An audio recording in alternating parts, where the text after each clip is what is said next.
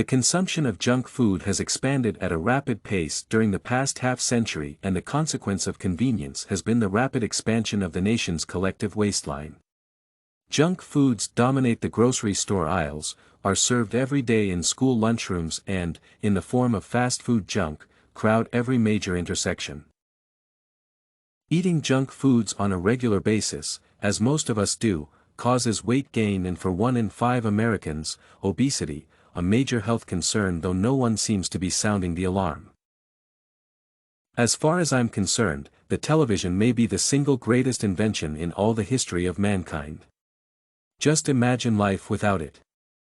The mere thought is incomprehensible and more than a little frightening. Unfortunately, much as anything else that brings you pleasure, there are drawbacks. Watching television will make you fat, and children are the most at risk. TV commercials promote junk foods to an already hypnotized audience.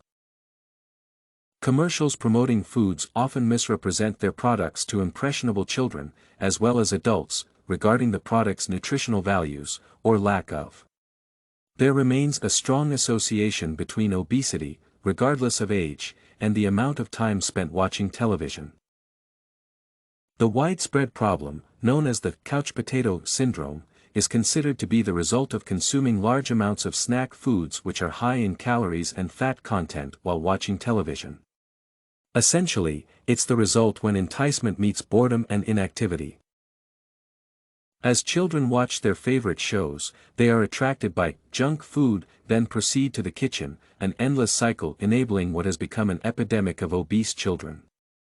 Instead of playing outside and burning up calories, children are content to sit and snack. The couch potato syndrome is curable, however. Studies have shown what anyone with common sense already knows: obese children lose weight when they are allowed to spend less time in front of the television. The rate of obesity among youths is more than twice what it was just 2 decades ago. Every day, nearly 1/3 of United States children aged 4 to 19 eat fast food, which likely packs on about 6 extra pounds per child per year and increases the risk of obesity.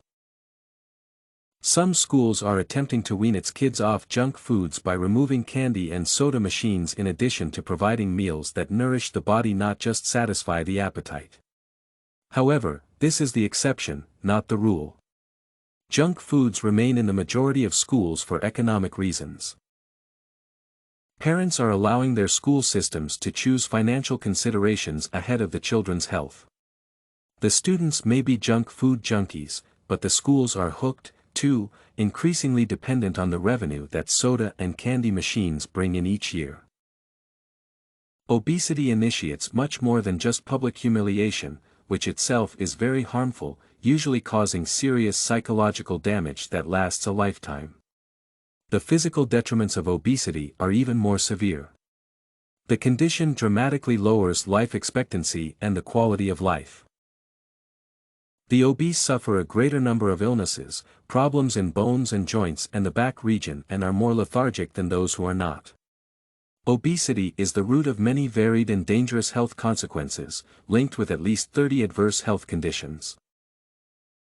Arthritis of the knees, back, hips and hands are common ailments of the obese. Breast cancer is twice as prevalent among the obese. In addition, the veins of the obese are more constricted, which slows oxygen to the tissues of the body and prompts complaints of breathing problems, sleepiness, and general fatigue. The convenience of junk foods is literally killing Americans, yet there seems no sense of urgency to reverse the trend. No war on double cheeseburgers, though junk food consumption is a far greater threat to the lives of Americans than terrorism. StudyCorgi.com has everything you need for successful studies. Writing tools, informative articles, and essay samples. Come check it out.